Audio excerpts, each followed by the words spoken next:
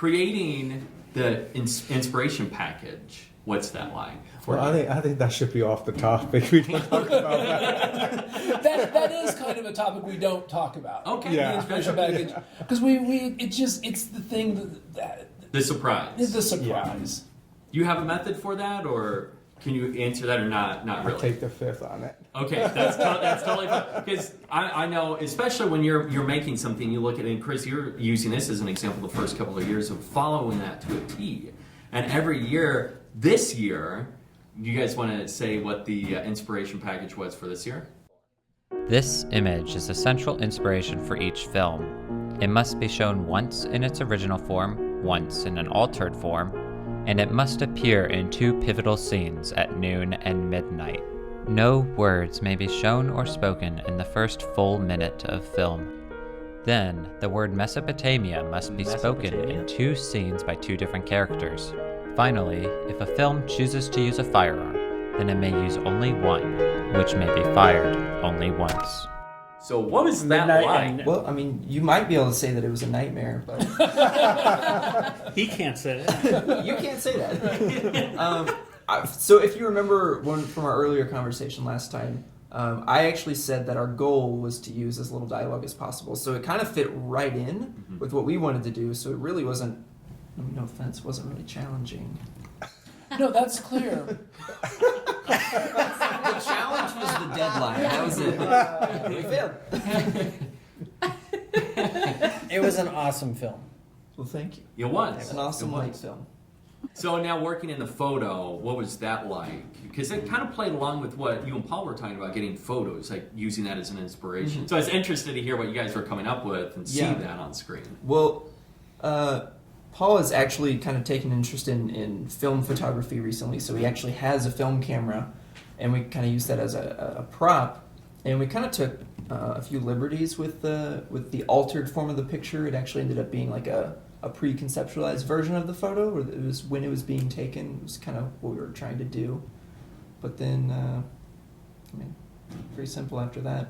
Just kind of worked it into this guy's life and his story, and how it played out was kind of just played itself out, really. What was that like, working in the photo and making sure that there's 1 minute of no dialogue? For some reason, that damn photo kept crashing my After Effects, and it took me forever to figure out why it was that's crashing. Because it was massive. Even the low res was huge. It was a giant. So, okay, we get it. Oh no, I was curious if I was the only one. You told us we were not going to be ambushed. Now here's an interesting thing. 3 years ago, it was the 2-1. It was that year. Our editor kept crashing. We kept rendering and going until it would stop, and we pinpointed when it crashed, it was at that image. It was kind of a similar thing. So when I heard about your issue, because you were doing a lot of Facebook Lives, I'm like, oh no, Chris, I hope you can get it, because it brings back flashbacks, and I'm having PTSD. Yeah, exactly. Well, I'm shaking my phone. What we'll do next year, if there's a photo, is we'll just have one, and everybody can just line up at FedEx. They just scan. Just During the 48 hours. That's right. Oh, yeah. And Curt and Jeana. Yeah, I mean, we we talked a lot. Mike had his idea where he wanted to go with the story that pretty much possessed. I was trying to come up with these ideas, and we originally had some part of the script where there was going to be kind of a morph image of the person in the image, recreate, that makes her snap and realize something, and we kind of went away with that more or less just because how little time we had with Jeana and just kind of needing to move on. Now, Jeana, you ended up, of course, you were there from the beginning of seeing everything that was kind of being planned out and working through that, but then your involvement for acting came later in the process. Yeah, very, very minimal, which is fine. I'm still terrified at being on camera. Here's the thing, is I wanted to be the killer at the end, and Mike wouldn't let me, and I'm a little angry about that still. It would have been cool, like, oh, hey, look, this girl just drives this person, and all of a sudden she's the one killing you. What? Chris, you guys were right in front of me. Your family went at the kickoff, and you were talking. One thing I remember you were talking about was it being challenging, or at least the idea that you had in mind was kind of had to take a different turn because of the 1 minute of no dialogue and all that stuff. Well, that being, I had 3 actors with a really cool career. I really wanted to be in my film, and they're like, hey, we'll volunteer to be in your film this year. I'm like, oh, dang, I really want all 3 in there, but now I don't know if I'll have time to have all 3 of them in there. But it worked out, and I always find it interesting every year what other teams say about the prop, because there might be a year where I think it's really hard, and they're like, oh, this was the easiest one we've ever done. And this year I found it a little challenging, to be honest. It wasn't too hard, and I think comedy helps a lot with that.